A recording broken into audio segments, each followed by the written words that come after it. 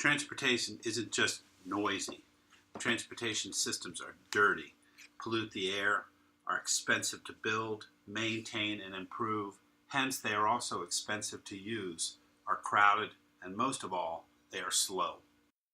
Being stuck in traffic cost the average U.S. driver $1,400 last year, and nearly $400 billion for all drivers nationwide.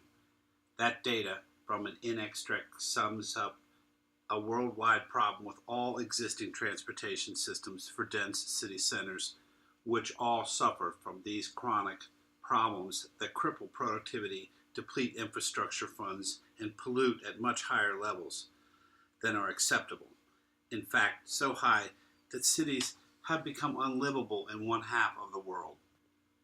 This makes sense that these cities have become so unlivable as they've become more and more polluted, because these cities also use cars, buses, subways, and trains to move people. And since all these systems are grossly inefficient, using up an entire gallon of fuel to move an average commuter just 24 miles, cities are trapped between moving people or breathing. None of these carriage-based systems, like subways, trains, cars, buses, are scalable either, because of the limitations necessary when moving a carriage and occupant, like wind resistance, rolling resistance, stopping and starting losses like fuel for cross traffic. The trick would be to design a transportation system that didn't have a carriage, that didn't have wind resistance, that didn't have rolling resistance, and did not have to stop for cross traffic. The desire to eliminate all these problems while also tackling the high infrastructure cost problem drove the design of Freedomwalk, the world's first multi-lane, enclosed, elevated, moving sidewalk, capable of top speeds of over 30 miles per hour. Each lane of the sidewalk will actually be composed of a long string of steel blocks. Each 30-inch steel block will actually have the surface of a sidewalk but be a maglev machine beneath it. Each one will be 10 feet long and will ride very smoothly along a maglev rail bed. Since these maglev blocks, which join together make up the moving sidewalk, never travel faster than 30 miles per hour in the fastest lane, they can utilize existing maglev train control technology already in use throughout the world. Freedomwalk represents a seismic shift from 200-year-old technology to frictionless technology of the future. We anticipate construction of the elevated sidewalk and canopy to happen almost entirely in the air rights all city governments already own over the thoroughfares that can constitute the major long, straight sections of road perfect for adding Freedomwalk. Freedomwalk offers another advantage as well.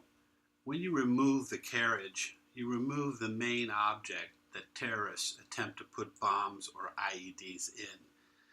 They contain the concussion and therefore damage and hurt far more people. Freedomwalk has no carriages. Freedomwalk represents a renaissance for cities that are plagued by high infrastructure costs, dirty transportation systems which are slow, inefficient, pollute the air, and furthermore, Freedomwalk has an added economic benefit layer. In other words, when transportation systems get so expensive as they are in major cities today, the middle and lower classes have to spend a much higher percentage of their income on transportation. This creates an income inequality problem in dense city centers because of high transportation costs. Because Freedomwalk is so much less expensive than all the other alternatives, it enables the city to both simultaneously build it for low cost, maintain it for low cost, charge less for people to ride on it, and finally, and the most important thing, the people riding on it have to spend far less of their actual take-home pay on transportation. The renaissance for the city continues in the health of its citizens. Walking is the only universally approved exercise for virtually every age and physical condition of human. The economic renaissance has many features. For example, school bus systems can be eliminated because the city will run all year long. The kids can walk to school and you don't need school buses. The city that is in a northern latitude and is cold will work many more days of the year because the walkways are conditioned and the people will be allowed to walk to work even when there's snow or ice without it being cleared by plows. In other words, the economic renaissance that comes from a freedom walk will actually spring up in many different places and drive productivity. And of course, finally, terrorism. I mentioned it earlier for a second, but I need to get back to it. Unfortunately, in the modern era, terrorists target transportation systems. The elimination of the bus itself, the car itself, the subway, or the train carriage makes Freedom Walk cities safer. They'll make any city that installs them significantly safer, even from low-grade terrorist attacks which rely upon a simple car or bus or truck for their weapon. Now I want to look on the screen here at exactly what's happening. As you can see, we've got the people lined up on the end of the walk. Once we start it, the ones on the far right in the yellow lanes are moving very slowly.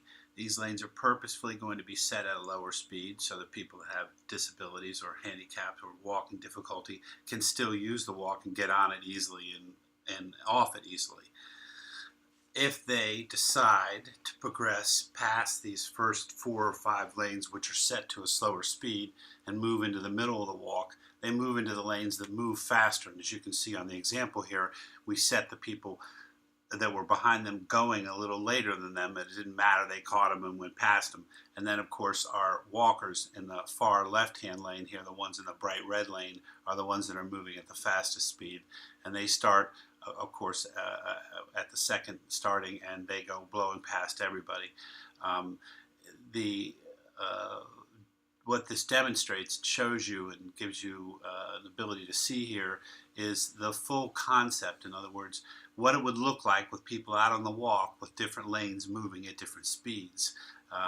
And if you were on one of those lanes, there wouldn't be any reason you couldn't easily step on to the lane going slower or faster to your left or your right, because it's only one step up or down in speed, and you can compensate for that by walking or slowing down. And so it's no more difficult to step onto any one of these lanes than it would be to step onto a moving sidewalk at an airport. In fact, I believe at an airport you have to step forward onto the walk, which I believe is an error. We're going to walk along it so that our speed matches it and then step out onto it. I think this will make it far easier for people to get on than the way airport ones load now.